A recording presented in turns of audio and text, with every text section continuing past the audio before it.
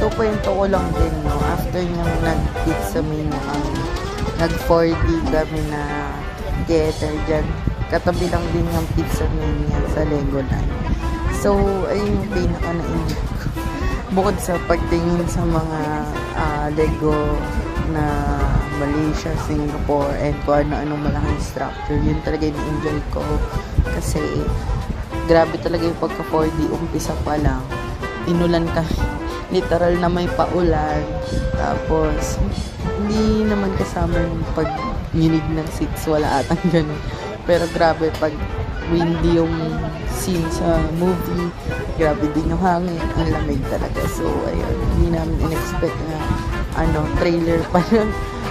May paulan na si 4D theater sila.